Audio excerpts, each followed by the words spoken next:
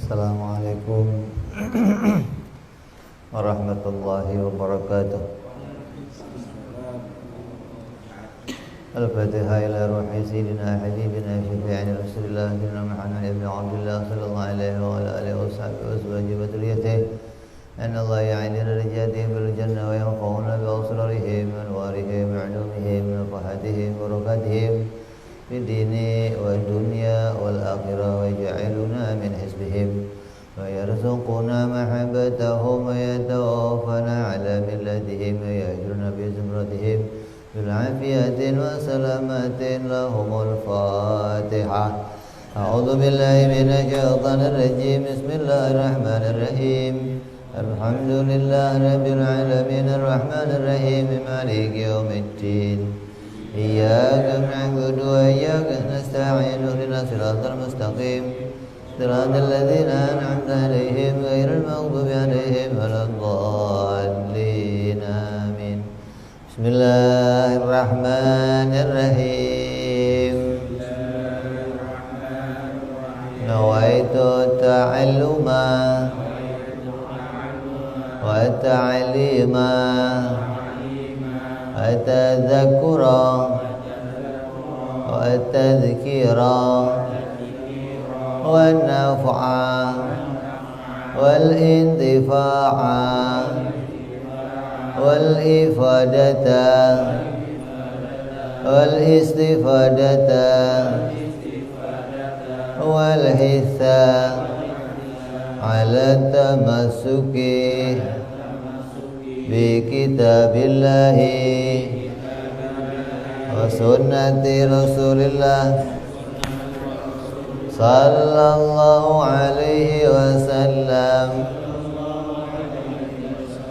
والدعاء إلى الهدى والدلالة على الخير ابتغاء مرضاته وقربه وثوابه وحسن الخاتمة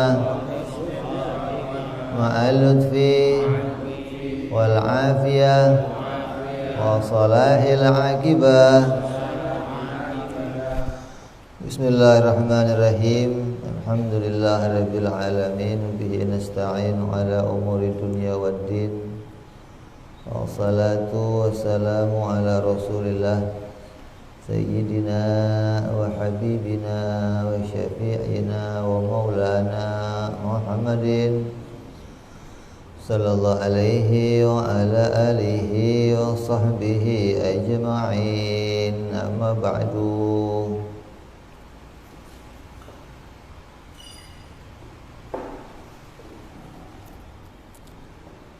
Wala musanniful kitab Hadratus Syekh Said bin Armiyah rahimahullah wa ghafara lahu wa liwalidayhi nafa'ana bihi wa fid darain.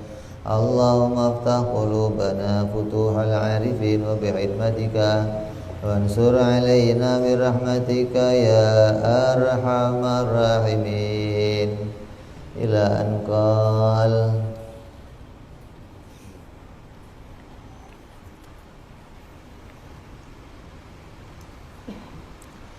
Sudah kita bicarakan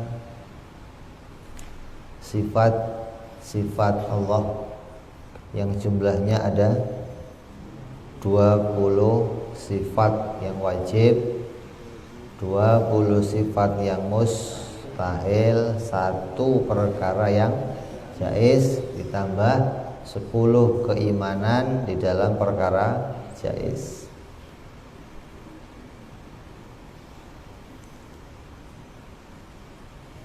Kemudian kita akan bicara selanjutnya tentang derajat sifat. Sifat yang 20 yang wajib bagi Allah itu derajatnya berisi sifat apa saja. Kalau cuman taunya sifat, nanti 20 itu sifatnya sama semua, sifat semua, tapi kedudukannya berbeda-beda. Sifat yang telah kita bicarakan 20 yang wajib bagi Allah, maka menurut pendapatnya Imam As-Sanusi, maka derajatnya ada dibagi menjadi 4 bagian. Yang pertama namanya sifat nafsiyah.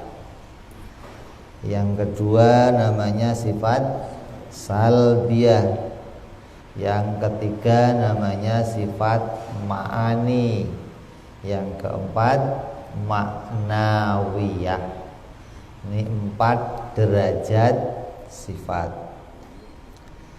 Sifat ma'ani, sifat pertama namanya sifat nafsiyah. Apa pengertian sifat nafsiyah? Sifat nafsiyah adalah disebut juga sifat dzati. Sifat dzati maksudnya sifat yang tidak menunjukkan kepada perkara lain selain dirinya.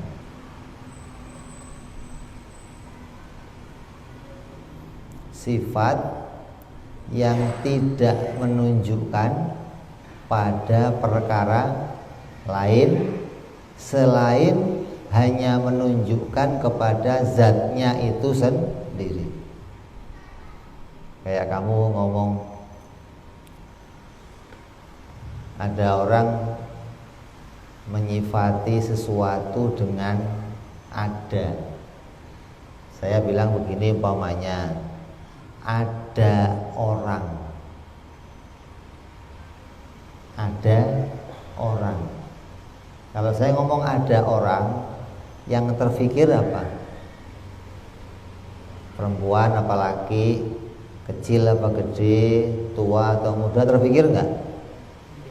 Hah? Nah, itu namanya baru terfikir wujudnya doang, adanya doang. Oh, ada orang. Oh, berarti ditemukan fisiknya.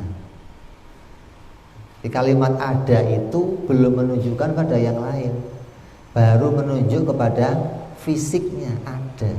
Sifatnya belum kita ketahui, mau itu perempuan atau laki, kecil atau gede, tua atau muda, belum tahu.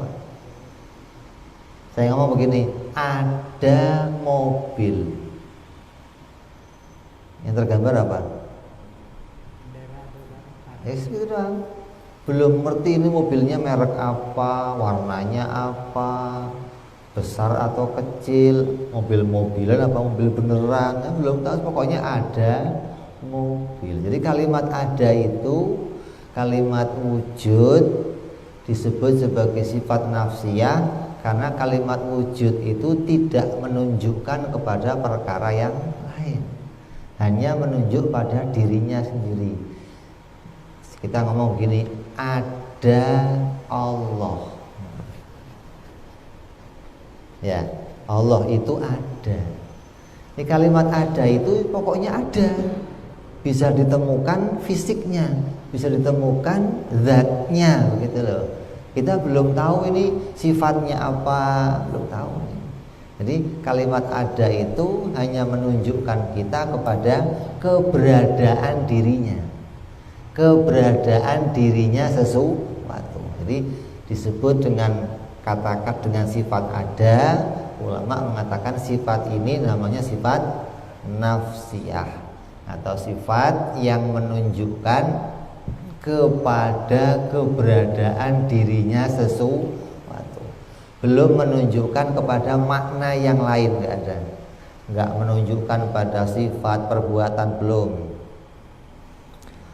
Contohnya di sini dikatakan dengan menempat pada sebuah benda, pada ruangan secukup dirinya sendiri atau seukuran dirinya sendiri.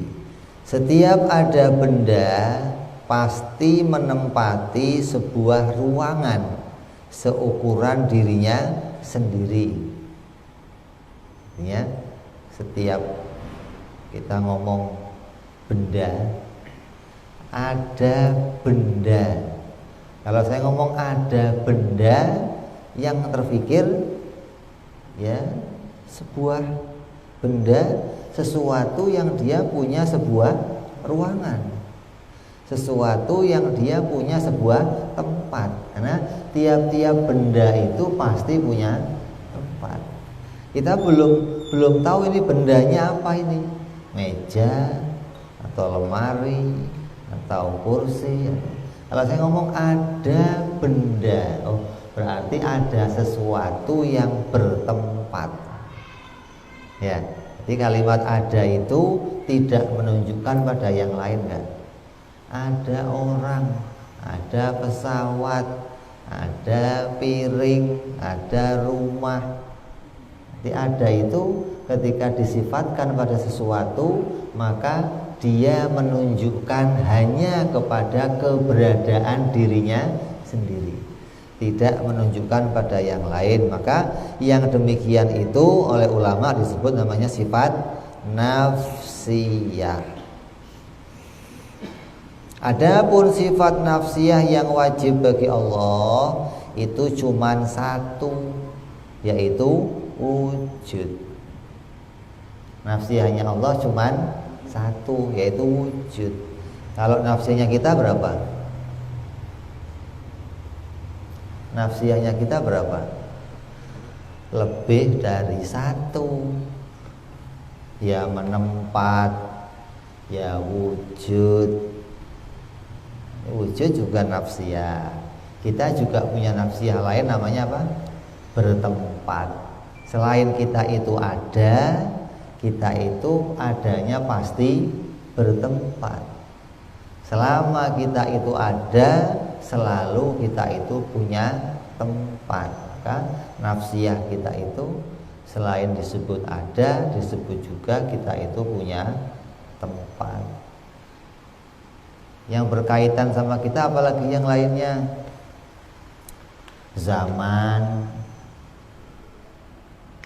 arah, itu nggak bisa pisah dari kita, itu semuanya.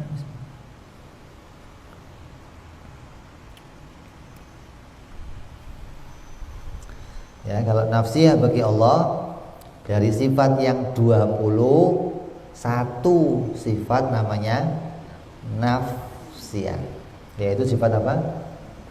Wujud. Yang kedua namanya sifat salbiyah. Sifat salbiyah contohnya apa? Ada 5, yaitu qidam, baqa, mukhalafat lil hawadis, qiyamuhu binafsih, dan wahdaniyah. Ada 5 sifat yang disebut sifat salbiyah. Apa itu disebut sifat salbiyah? Sifat salbiyah itu maknanya sifat nafi atau sifat adamiyah. Sifat adamiyah artinya sifat bangsa tiada. Bukan sifatnya tiada, bukan, tapi sifat yang mengandung makna meniadakan sesuatu. Jadi sifat itu di dalam makna kandungan sifat itu punya kandungan meniadakan sesuatu. Bukan sifatnya yang tiada, tapi kandungan sifat itu meniadakan sesuatu. Kalau tadi yang pertama kan sifat yang maknanya menunjuk kepada dirinya sendiri. Nah, yang kedua ini salbiyah namanya sifat yang menunjukkan kepada sesuatu makna yang ditiadakan dari dirinya. Jadi ada satu makna yang dengan sifat ini makna itu harus tiada pada dirinya sesuatu. Contoh, sifat qidam. Sifat kidam itu artinya apa? Dahulu. Dahulu itu adalah sifatnya makhluk. Kalimat dahulu itu aslinya itu sifatnya makhluk. Kalau sifat dahulu ini mau jadi sifatnya Allah, mau disebutkan pada Allah, maka makna yang terkandung yang menjadi sifatnya makhluk harus ditiadakan. Biar sifat itu pantas jadi sifatnya Allah. Kalau cuman disebut kidam, nanti maknanya akan sama dengan kidam yang ada pada kita. Kidam yang ada pada kita itu maknanya ada permulaannya. Dulu yang jadi sifat kita itu artinya ada permulaannya. Ya, Nabi Adam dulu, kapan permulaannya? Monas dari dulu, kapan permulaannya? Ka'bah dari dulu, kapan permulaannya? Setiap yang jadi sifat kita disebut dulu itu pasti punya permulaan. Lah, kalau dulu mau jadi sifatnya Allah, maka tiada permulaan. Harus permulaannya itu dihilangkan hingga maknanya nggak sama dengan makna yang ada pada kita. Dulu bagi Allah maknanya tiada permulaan. Kalau dulu pada kita artinya ada permulaan. Jadi sifat salbiyah itu sifat yang maknanya mengandung ketiadaan. Artinya meniadakan sesuatu yang tidak layak disifatkan kepada Allah. Sama saja apa? Sifat yang mensucikan Allah dari segala sifat yang tidak pantas bagi Allah. Karena sifatnya makhluk itu kan nggak boleh disifatkan pada Allah. Maka dengan sifat salbiyah ini, semua yang ada sifat yang mirip-mirip makhluk kita bersihkan. Hingga ketika kita menyebut sifat itu sudah tidak tergambar lagi keadaan makhluk pada Allah Subhanahu wa ta'ala. Tapi kalau nggak disalbiyahkan, nggak dibersihkan, ketika menyebutkan sifat itu nanti akan tergambar keadaan seperti makhluk. Tuhan itu dulu, oh Tuhan dulu, Ka'bah juga dulu. Nanti duluan mana? Nah, begitu akhirnya. Duluan mana Ka'bah sama Allah? Duluan mana matahari sama Allah? Ini nggak boleh demikian. Harus dibersihkan. Oh, Allah itu harus makna kidamnya itu tiada dulu, tiada permulaan. Hingga ketika menyebut Allah itu dulu, oh maknanya tidak ada awalnya. Nah, gitu. Kalau Monas dari dulu, oh artinya ada permulaannya. Ya. Yang kedua, sifat bako. Apa artinya bako? Abadi, kekal. Atau bako itu artinya diartikan maknanya akhir sesuatu. Kalau kidam itu awal, dulu. Kalau bako artinya akhir. Bako artinya akhir. Kalau bako ini mau jadi sifatnya Allah, maka maknanya harus ditiadakan.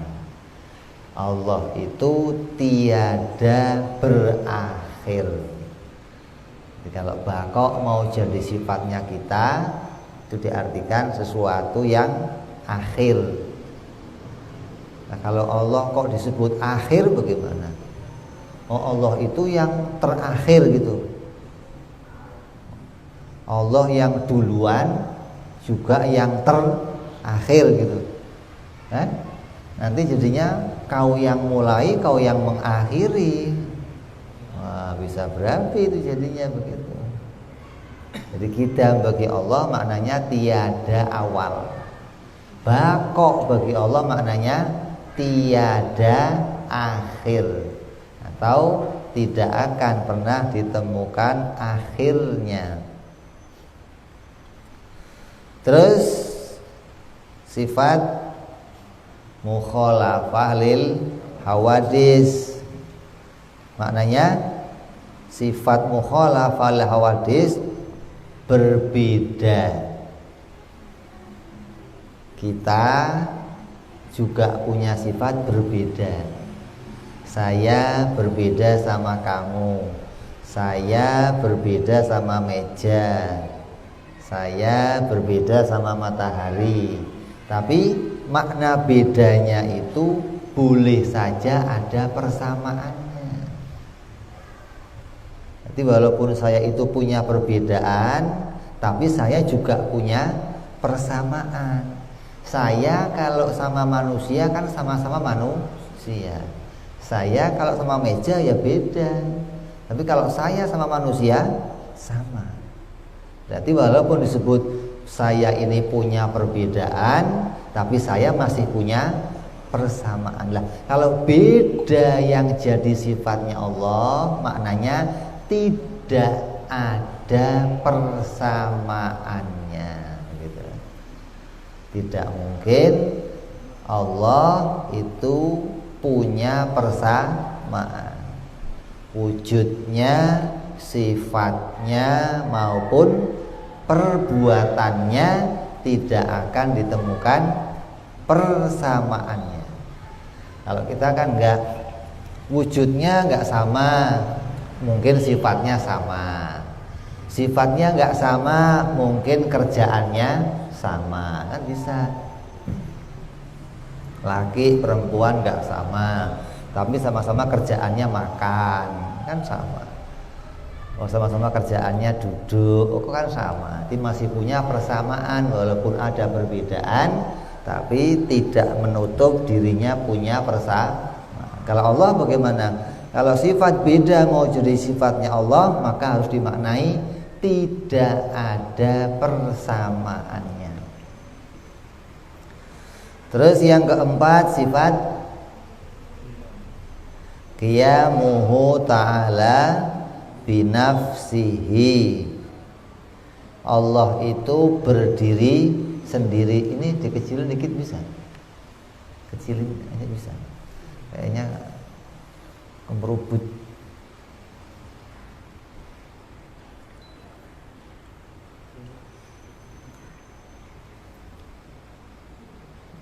Apa sifat apa? Qiyamuhu ta'ala binafsihi. Maknanya Allah berdiri sendiri. Sifat berdiri sendiri itu juga jadi sifatnya kita. Kita itu juga boleh disebut berdiri sendiri.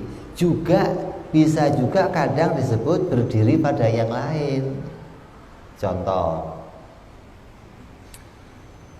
sekarang si Udin sudah mandiri, sudah nggak butuh bantuan kawan-kawannya. Dulu si Udin pertama kali kerja itu yang bantu kawan-kawannya banyak. Sekarang dia sudah berhasil, dia jadi orang yang mandiri, tidak butuh bantuan yang lain. Jadi sifat qiyamu binafsi itu juga boleh jadi sifatnya kita, gitu loh. Sesuatu yang berdiri sendiri, tidak butuh pada yang lain. Tapi walaupun kita itu berdiri sendiri, tapi masih ada butuhnya pada yang lain. Nah, kalau berdiri sendiri jadi sifatnya Allah bagaimana?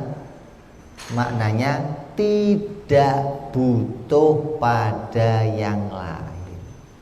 Jadi Allah itu murni berdiri sendiri, tidak pernah butuh sama yang lain. Kalau kita disebut berdiri sendiri, tapi masih disebut butuh pada yang lain. Butuh apa? butuh dibantu. Yang paling dasar butuh apa? Diciptakan. Walaupun ini maunya nongol nih, ini sudah ada, dia sekarang nggak butuh sama yang lain. Mau sudah ada ya nggak butuh lagi sama yang lain. Tapi adanya dia ini butuh sama yang menciptakan. Walaupun dia nggak butuh sama yang lain, tapi dia butuh sama yang menciptakan. Qiyamu binafsi yang jadi sifatnya Allah, maknanya mau menolak semua makna kebutuhan. Allah tidak butuh pada segala sesuatu. Apa aja kira-kira? Allah nggak butuh diciptakan. Allah nggak butuh disempurnakan. Allah tidak butuh tempat. Allah tidak butuh dibantu kalau kerja. Allah itu kalau menciptakan sesuatu nggak butuh dibantu. Artinya Allah itu tidak pernah bikin air untuk bikin subur, nggak pernah Allah. Allah tidak pernah bikin air untuk bikin subur, nggak pernah. Karena Allah bisa menyuburkan sesuatu nggak pakai air. Adapun air itu dibikin, itu terserah Allah. Mau bergandengan sama subur boleh, nggak sama subur juga boleh. Karena Allah untuk bikin subur itu tidak butuh air. Allah bikin api, itu Allah bukan membantu Allah untuk memanaskan sesuatu. Allah nggak butuh bantuan siapapun dalam menciptakan hambanya. Hambanya Allah itu, Allah menciptakan hambanya itu mudah. Kalau Quran ngomongnya apa? Kun fayakun. Kan nggak ada repotnya. Nggak pakai bantuan, nggak pakai alat, nggak pakai perabot, nggak pakai. Jadi jangan dianggap Allah itu kalau mau bikin sesuatu perlu bantuan, tidak. Jadi qiyamu binafsih yang jadi sifatnya Allah itu maknanya apa? Maknanya berdiri sendiri, tidak butuh sama yang lain. Nah, kalau Tuhan itu tiga tapi satu, satu tapi tiga. Kamu paham nggak? Paham nggak? Enggak. Tiga tapi satu, satu tapi tiga. Kayak apa contohnya? Kayak tangan. Satu tapi tiga jari. Loh, jarinya kok tiga tapi satu tangannya.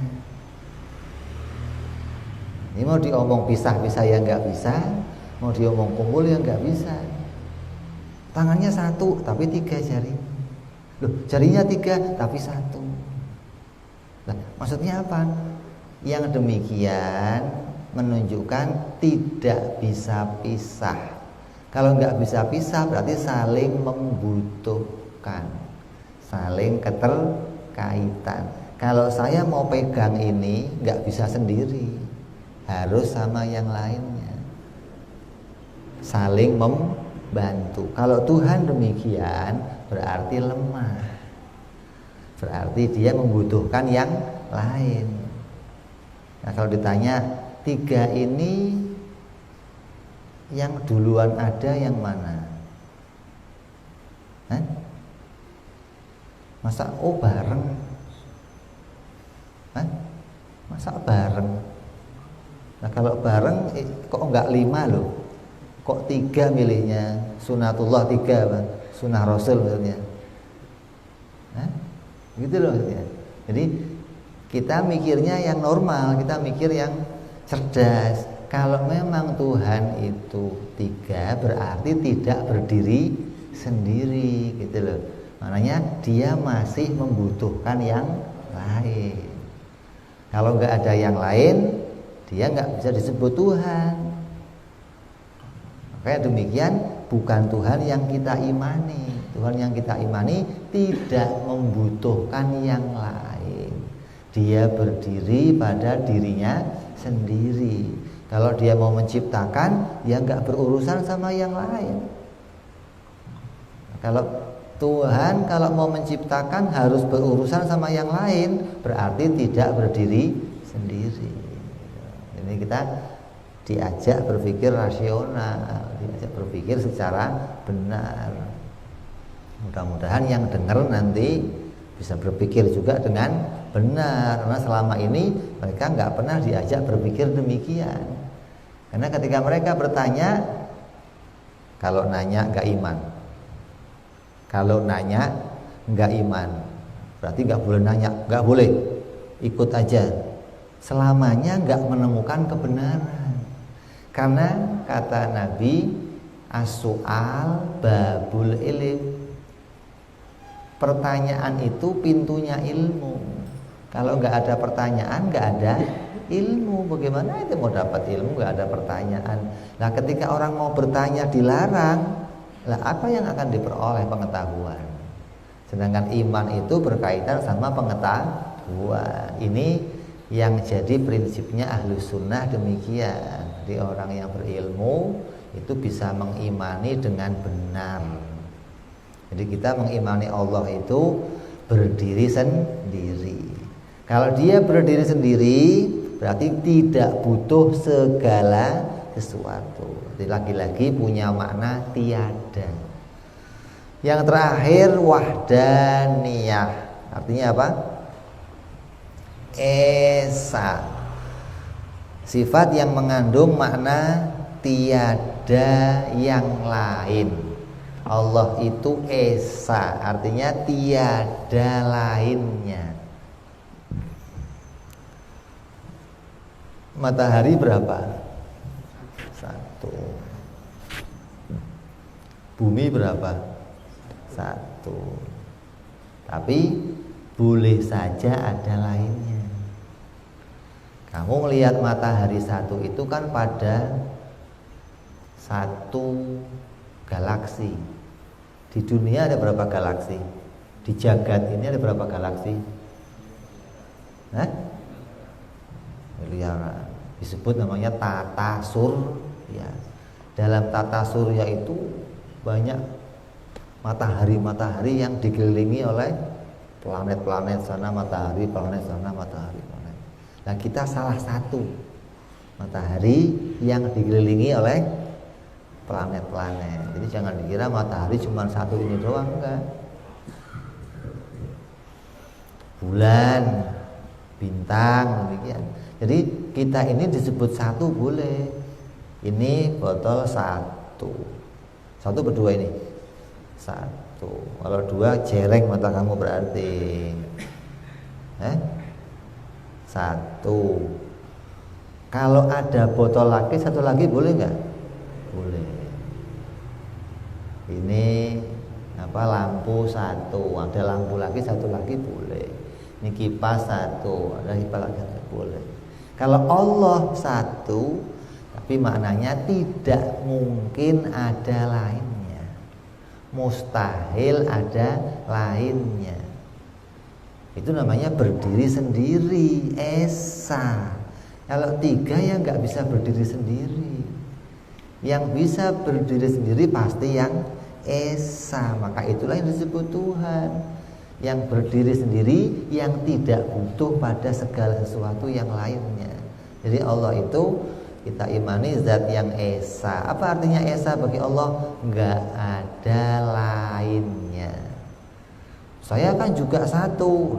Seperti di dalam surat Al-Ikhlas itu ada 2 kalimat 1. Ya. Ada berapa kalimat? Kalimat ahadnya ada berapa? Surat Al-Ikhlas kalimat ahad ada berapa? Ada berapa? Ada berapa? 2. Mana saja? Qul huwallahu ahad. Terus walam yakun lahu kufuwan ahad lagi ya kan? Jadi ahad yang pertama jadi sifatnya Allah, ahad yang kedua jadi sifatnya makhluk. Nah, sifat yang kedua maknanya apa? Ini boleh ada lainnya. Walaupun boleh disebut satu, tapi mungkin saja ada lainnya. Nah, kalau Allah disebut satu, maknanya tidak mungkin ada lainnya. Atau dalam bahasa lain disebutnya apa? Disebutnya apa? Satu-satunya. Kalau satu-satunya ada lainnya enggak? Kayak ibu kamu berapa? Satu, maknanya satu-satunya. Karena enggak mungkin yang melahirkan saya dua itu enggak mungkin. Ibu saya sebut satu, tapi maknanya satu-satunya gitu. Ya, tiada lainnya. Jadi salbiyah ada berapa? 5. Qidam, baqo, mukhalafalil hawadis, qiyamuhu binafsi, terus wahdaniyah. 5 ini semuanya punya makna tiada. Tiada awal, tiada akhir, tiada sama, tiada butuh pada yang lain, tiada duanya. Maknanya apa? Tiada. Maka karena mengandung makna tiada semua disebut sifat salbiyah. Menunjukkan bukan hanya pada dirinya sendiri, tapi juga menunjukkan pada makna membersihkan sesuatu yang tidak layak bagi Allah. Maka kalau kamu tahu sifat salbiyah ini, kalau kamu zikir apa? Subhanallah, subhanallah, subhanallah. Artinya apa? Kamu rukuk subhana rabbiyal a'la, rukuk subhana rabbiyal azim, kamu sujud subhana rabbiyal a'la. Ini semua kalimatnya mensucikan. Nah, ketika mensucikan Allah, berarti 5 sifat ini harus kamu ingat. Allah itu maha suci. Kalau ditanya suci dari apa? Segala macam itu apa? Dari hadas. Suci dari segala sifat makhluk, begitu maksudnya. Suci dari segala sifat makhluk yang tidak layak baginya. Suci dari segala sifat yang tidak pantas disifatkan bagi sifatnya Allah. Maka dia maha suci. Nah, di antaranya apa? Di antaranya 5 ini. Sifat salbiyah bukan cuma 5, tapi 5 ini mencukupi untuk kita mensucikan Allah. Dengan 5 sifat ini tidak tergambar lagi adanya persamaan Allah dengan makhluk. Wujudnya enggak berawal, enggak berakhir. Kalau makhluk ada awalnya, ada akhirnya. Berarti enggak sama. Fisiknya berbeda, sifatnya berbeda, perbuatannya berbeda, kan nggak sama ini. Makanya harus dimaknai dengan keadaan yang sesuai. Terus dia berdiri sendiri, nggak sama dengan kita masih boleh butuh sama yang lain. Dia esa, nggak ada duanya. Kalau kita boleh ada lainnya. Jadi ini semua sifat ini sifat salbiyah yang mensucikan Allah dari perkara yang tidak layak bagi Allah. Nah, kalau kamu bisa, maka sifat inilah yang harus kita hadirkan ke dalam hati kita ketika kita zikir subhanallah. Terus jangan terus subhanallah, subhanallah. Saya jarang dengar orang kalau habis sholat baca subhanallah, saya jarang dengar. Seringnya saya dengar apa? Banallah, banallah, banallah, banallah. Ini baca apa sih? Dengar kok banallah, banallah, banallah. Saking cepatnya bukan subhanallah, banallah, banallah, banallah, banallah, banallah.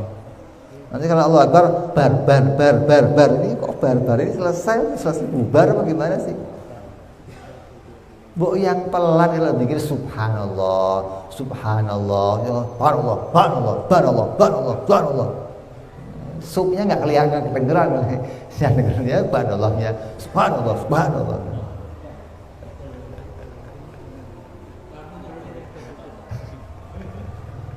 Ya. Jadi ini sifat yang mensucikan dari perkara yang tidak layak bagi Allah. Kita masuk Isya, kita adzan sebentar.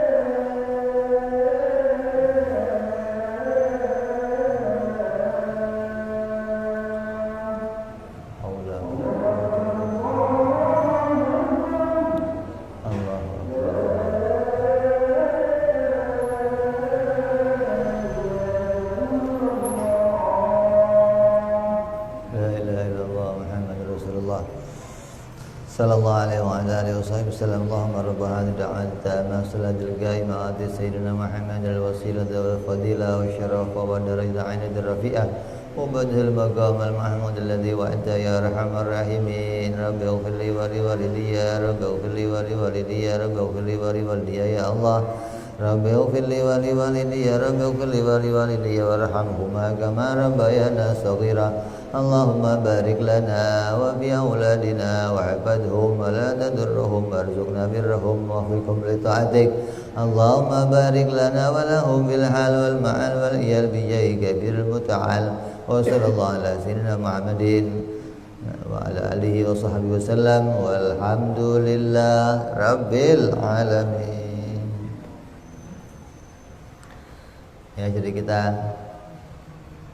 sambung sedikit tentang kesimpulan sifat yang sudah kita bicarakan, yaitu dua macam sifat. Yang pertama sifat nafsiyah, yang kedua sifat salbiyah. Jadi orang yang nanti tidak tahu derajat-derajatnya sifat, berarti dia nggak bisa mengenali Allah. Sifat 20 itu nggak bisa dikenali. Ini maknanya untuk apa? Tapi dengan tahu derajatnya sifat, kamu tahu, oh sifat 20 itu punya makna yang berbeda-beda. Oh, yang pertama wujud, maknanya menunjukkan pada dirinya Allah. Oh, sifat yang kedua namanya salbiyah, menunjukkan pada kesucian Allah, bahwa Allah itu maha suci dari segala perkara yang tidak layak bagi Allah. Makanya kalau kita zikir subhanallah, zikir mensucikan Allah, kan zikir kan macam-macam. Ada apa aja?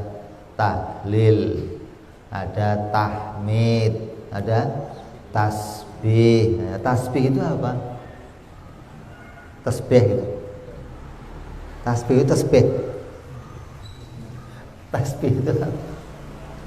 Nah, tasbih itu ucapan subhanallah, ucapan mensucikan Allah. Nah, kalau ditanya mensucikan Allah dari apa? Karena suci ini macam-macam. Nabi Muhammad suci nggak? Anak yang baru lahir suci, orang yang habis wudhu suci semua inilah. Allah suci, Allah maha suci. Suci dari apa? Suci dari semuanya, dari hadas ya suci, dari dosa ya suci, dari wah ini namanya nggak cocok. Jadi sucinya Allah jangan disamakan dengan sucinya yang lain. Kalau Nabi itu orang suci, artinya dia terjaga dari kesalahan, nggak punya dosa, nggak punya. Kenapa kok nggak punya dosa? Ada perintah tapi nggak pernah salah. Perintahnya ada tapi dia nggak pernah salah. Kenapa? Allah menjaga. Namanya maksum, tidak pernah melakukan kesalahan, dijaga oleh Allah. Kita juga punya perintah untuk kita, tapi kita nggak maksum, makanya sering ngelakuin kesalahan. Nah, Nabi suci dari salah. Kalau anak kecil belum punya kesalahan, karena belum punya potensi melakukan sesuatu, belum ada perintah, belum ada larangan, hingga nggak bisa terkena dosa ataupun pahala. Jadi jangan sampai kita salah mensifati suci bagi Allah. Allah itu maha suci. Suci dari apa? Harus kita paham, suci dari segala persamaan dengan makhluk, suci dari segala yang tidak layak disifatkan bagi Allah. Ada berapa yang tidak layak disifatkan bagi Allah? Yang nggak terbatas. Bukan laki, bukan perempuan, nggak makan, nggak tidur, nggak minum, nggak duduk, nggak terbatas. Segala yang ada pada kita itu nggak mungkin ada pada Allah, dan itu suci Allah dari semua itu. Tapi 5 ini sudah cukup. Kalau mau kita jabarkan nanti semuanya masuk ke 5 ini, begitu loh. Jadi kamu pegang 5 ini sudah cukup sebagai alat hati kamu bisa mensucikan Allah dari adanya persamaan dengan makhluk. Jadi di pikiran kamu itu nggak akan seliwer kayak gini kali Tuhan ya, kayak gini kali ya, kayak gini. Oh sudah nggak ada, bersih. Kenapa? Kamu sucikan Allah dari segala macam persamaan dengan makhluk. Apalagi kok ada yang menganggap yang kayak makhluk ini jadi Tuhan, oh tambah aneh lagi itu. Ya, jadi kita nggak terpikirkan sama sekali segala macam sesuatu yang itu ada kemiripan dengan makhluk, maka harus kita sucikan dari Allah Subhanahu wa ta'ala. Maka inilah maknanya sifat salbiyah. Nanti insyaallah kita sambung yang akan datang bicara 2 sifat lagi, yaitu sifat ma'ani dan sifat ma'nawiyah insyaallah. Mudah-mudahan kita semua dijadikan oleh Allah hati kita hati yang roseh, hati yang paham kepada ilmu, hati yang dipenuhi dengan pengetahuan, hati yang bisa mengenal sifat-sifat Allah dengan benar, kenal sifat-sifat Allah dengan dalil, kenal sifat Allah dengan yakin. Hati kita enggak tergoncang-goncang oleh berbagai macam fitnah. Hati kita dikuatkan oleh Allah, hati kita dikokohkan oleh Allah, iman kita tabit dari dunia sekarang sampai hari kematian kita insyaallah. Wallahu a'lam bissawab. Wa ila hadratin nabi. Al-Fatihah. A'udzu billahi minasyaitonir rajim. Bismillahirrahmanirrahim. Alhamdulillahirabbil alamin arrahmanir rahim maliki yaumiddin. Iyyaka na'budu wa iyyaka nasta'in. Ihdinas siratal mustaqim. Siratal ladzina an'amta 'alaihim ghairil maghdubi 'alaihim waladdallin. Amin. Ya Rabbana tarabna بأننا اقتربنا وأننا أسربنا ربنا فتب علينا توبة تغفر لكل حوبة واستر لنا عوراتي وأمن روعتي واغفر لوالدينا ربي ومولودينا والأهل والإخوان وسائر الحلان وكل ذي محبة أو جيرة أو صحبة والمسلمين أجمع آمين ربي فضلا وجودا منا لا باكتساب منا بالمصطفى رسولنا الله بكل سولي صلى وسلم ربي عليه عند الحب وآله وصحبه عدد ضهس صحبي والحمد لله في البدء والتناهي سبحان ربك رب العزة عما يصفون وسلام على المرسلين والحمد لله رب العالمين. Assalamualaikum warahmatullahi wabarakatuh.